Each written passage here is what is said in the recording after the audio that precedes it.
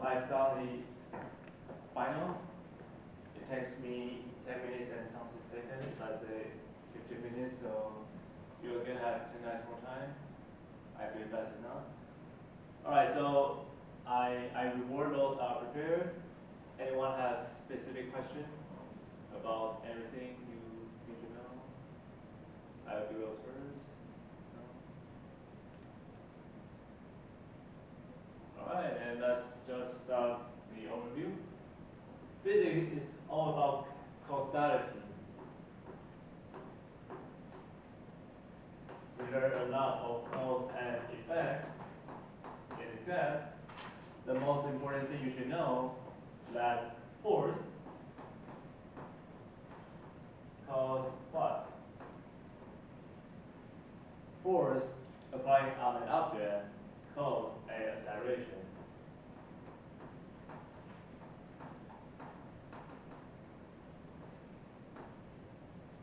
When you apply force on an object, what the object gets is acceleration. It's not velocity, it's not position, because you know those it's not frame dependent. It must be acceleration. Then you learn that if you apply a force for a displacement, along a displacement, you will do total work. I want to emphasize total work because total work is the one that is related to kinetic energy.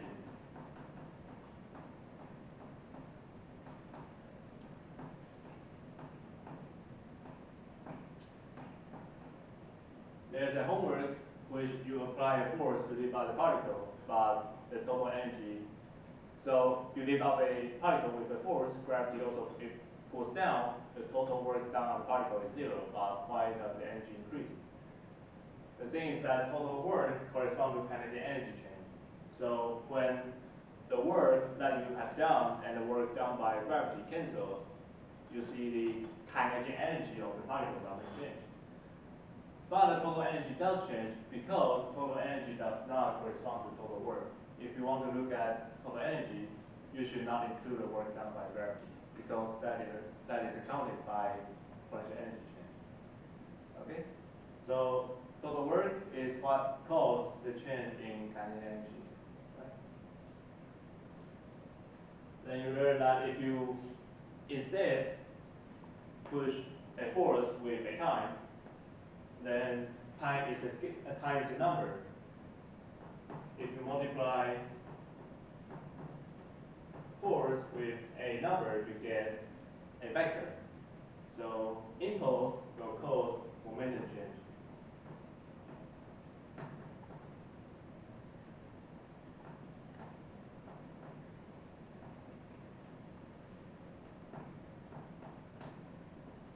Okay? And for rotation, we have torque. When we are looking at rotation, force is not the thing governing rotation. The thing governing rotation is torque due to energy conservation. When you have a longer lever arm, you need smaller force to do the same amount of energy change. So torque is what governs rotation. And if you apply a torque to something that can rotate, the result is that you get an angular acceleration.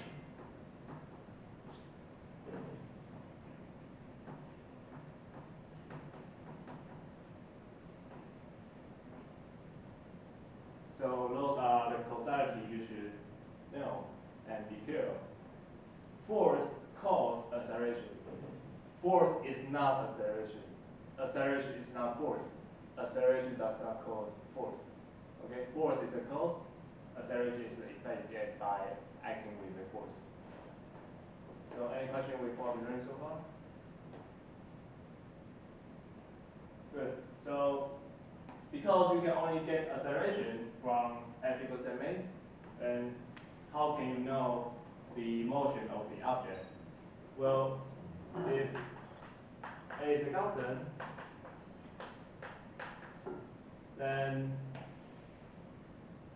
you know the position of the object will just be the initial position plus initial velocity times time and 1/2 at squared. So you say, all right, I can get acceleration from f equals ma, but how do I get initial position and velocity? You can. You cannot predict initial position and velocity with physics because there's no way. It depends on the frame. So a typical problem is that you can throw a ball vertically, horizontally with V. This is in your homework. So the problem will tell you initial velocity and position. You choose a frame. You choose the frame to be like this. X, Y. So here's the origin. Then you know initial velocity should be in the x direction. There's no y component because it's horizontal. And then your initial position is on the y-axis. If I say this hill is h, then you know the initial position is 0 in the I direction and h in the y direction. And you know A by F equals ma. The force in this case will be gravity if you are doing projectile motion. So gravity near the surface of Earth is mass times g, which turns out that your acceleration will just be g going down. So from A into here, B to here, R into here, then you have your motion. You can know where the ball is at any time. That's how we solve the motion of something using F equals ma. Any question? So you'll see this is important. And how do we get it? We do it by looking at the area under some VT graph. For x direction, we look at Vx. You know if the acceleration is a constant, then it should go something like this, a straight line. You go down, the area will be the displacement. The acceleration will increase your velocity with a times t, so you know this is at, this is t. So the area will be a square, which is v naught x times t. So that's why you have this vt term. For a triangle, you need to do 1/2 base times height. So you have this 1/2 at squared in here. Right?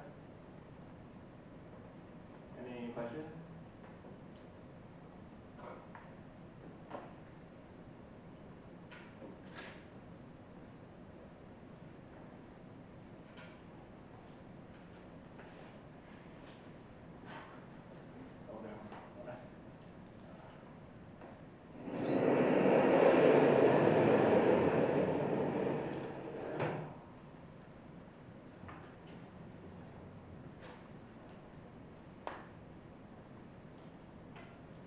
But, so in this class, you are only asked to solve some cases with constant force because you don't know how to compute this area if it is not a straight line.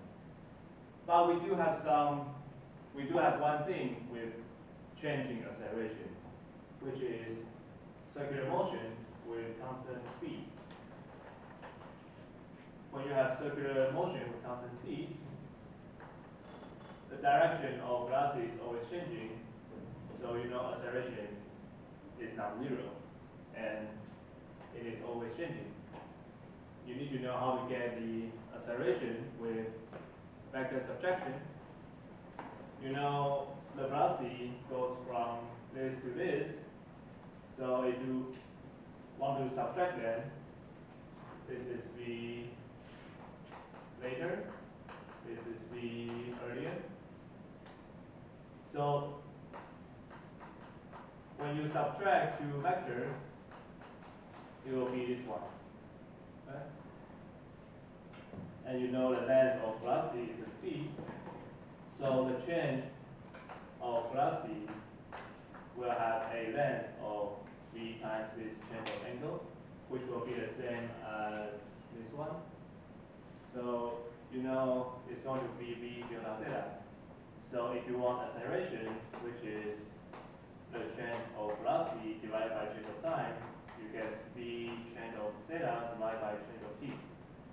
And now you have learned something that is useful here. What is the change of angle divided by change of time? It's angular velocity, right? And you learned that v equals r omega, so you can divide both sides with r and get v equals, so you can get omega is v divided by r, and you have this square over r. Okay? Any question? It's in your midterm, so it might be your final.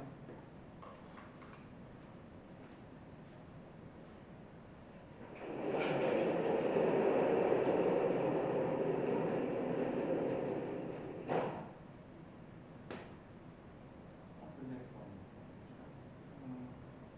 This is problem 2, right? No, this is problem 3. Problem 1 is dimension. This is problem 2, that's problem 3. Yeah, so the thing we ask you to do with this is Kepler's law.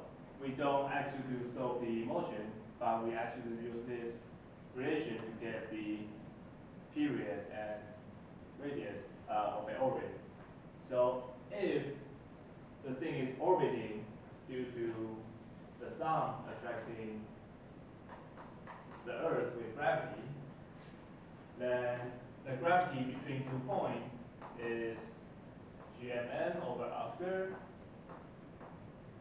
and that should provide the centripetal, that should provide the acceleration of the Earth in circular motion. So you look at this, you get that gm, the 2m cancels, 1r also cancel, should equal to v squared, and speed is the circumference divided by period, so 2 pi r squared divided by t squared will be your speed. Now you have period, you have r, so you can move this r to this place, you get, it should be r cubed over t squared, and then move 2 pi over here, this constant will be gm over 4 pi squared. So that's the only thing we will ask you to do with changing acceleration. You can derive Kepler's law. Okay. Any question? So this is 1, 2, 3, 4.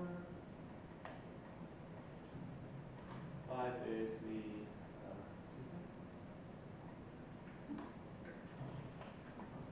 Yeah, I don't